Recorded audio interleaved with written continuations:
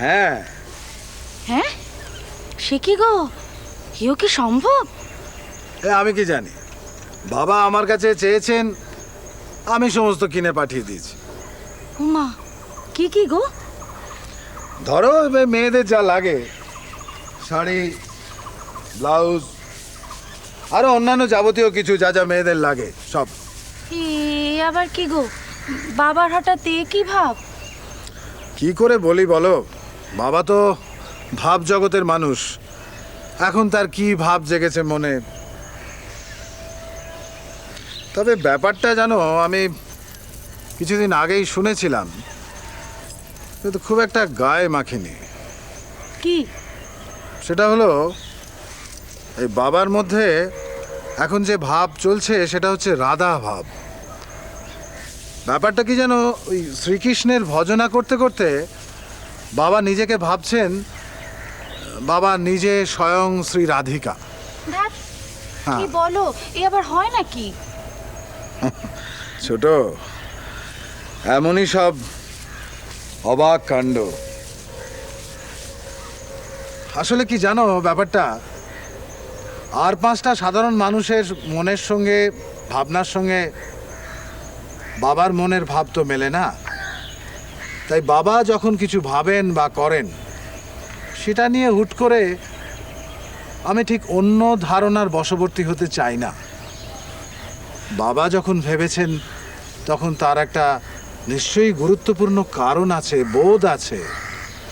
তো এই ব্যাপারে আমি একটু বড়বাবুর সঙ্গে আলোচনা করার জন্য ডেকেছি বড়বাবুকে। তুমি দেখো তো একটু বড়বাবু আসছেন কিনা। এসে গেছি। তাই তো। বলো শালিকা সুন্দরী, কি নিয়ে আলোচনা হচ্ছিল?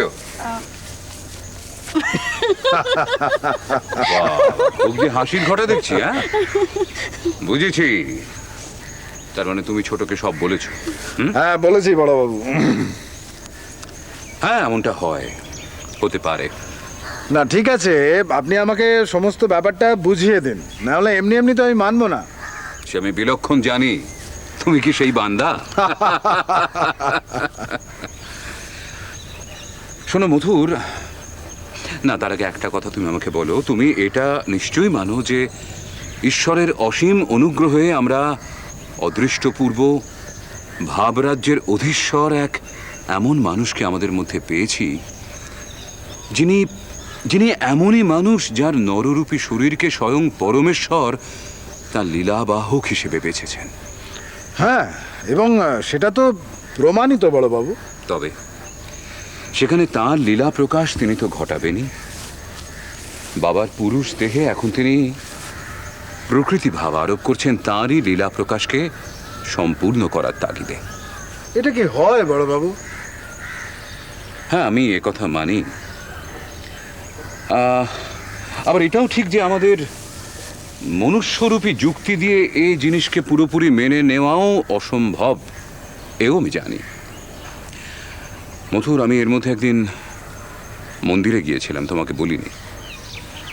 সেখানে বাবার আচার আচরণ, বাবার কথাবার্তার ভাব, মায়ের ঘরে তার চামর ব্যঞ্জন, সবের মধ্যে আমি মেয়েলি নিষ্ঠা দেখেছি। দেখো, এমনিতেই আমাদের এই বাড়িতে রাধা মাধবের মূর্তির সামনে মেয়েরা যখন রাধা মাধবের সেবার কাজ করে বা যখন তারা পুজোর উপচার সাজায়, তুমি দেখবে তাদের মধ্যে সমর্পিত ভাবটা অনেক বেশি থাকে তোমার বা আমার চাইতে। হ্যাঁ, সেটা তো মেয়েদের একটা প্রকৃতিগত স্বভাব। এই ঠিক তাই, বাবার মধ্যেও এখন সেই প্রকৃতিগত ভাবেরই প্রকাশ ঘটছে। আচ্ছা, তোমার মনে আছে নিশ্চয়ই ভৈরবী ব্রাহ্মণী যখন এই মন্দিরে এসে প্রথম বাবাকে অবতার রূপে প্রমাণ করলেন, তখন তিনি যা যা বলেছিলেন, তোমার মনে আছে কথাগুলো? আমি কিন্তু সেই সব বিভিন্ন বৈষ্ণব গাথায় মিলিয়ে মিলিয়ে দেখেছি। বাবার মধ্যে এখন শ্রী রাধিকার মহাভাব দশা চলছে। এই মহাভাব দশা এর 19 প্রকার শারীরিক বিকার শ্রীকৃষ্ণের প্রেমে প্রকাশ।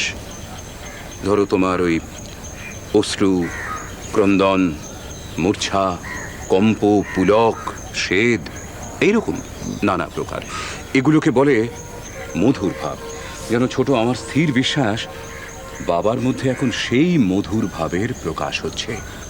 না না, এসব কি বলছেন জামাইবাবু? বাবা তো পুরুষ মানুষ।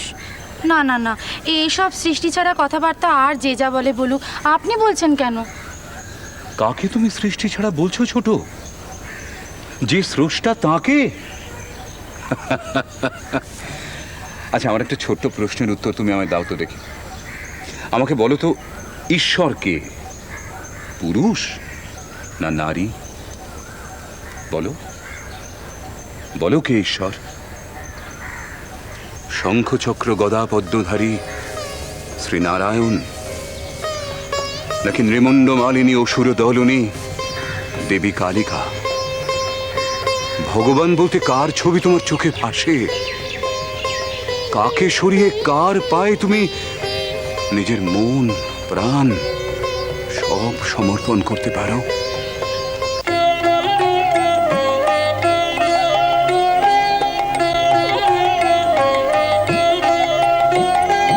ডুব দে রে মন কালী বলে, ডুব দে রে মন কালী বলে, হৃদি রত্না করে রগাদ জলে। ডুব দে রে মন কালী বলে, ডুব দে রে মন কালী বলে।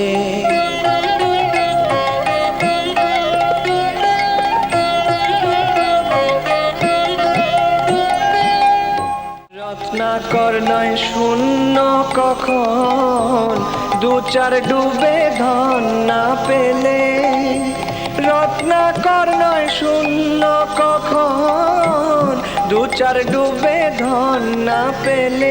তুমি দম সামর্থ্যে এক ডুবে যাও কুল কুণ্ডলিনীর কুলে।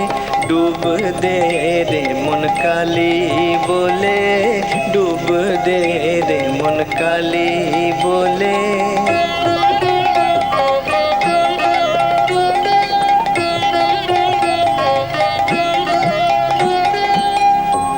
জ্ঞান সমুদ্রের মাঝে রে মন, শান্তি রূপা মুক্তা ফলে।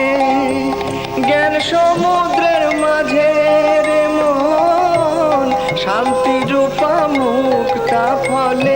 তুমি ভক্তি করে কুড়ায় পাবে শিব যুক্তি মত চাইলে। ডুব দে রে মন কালী বলে, ডুব দে রে মন কালী বলে।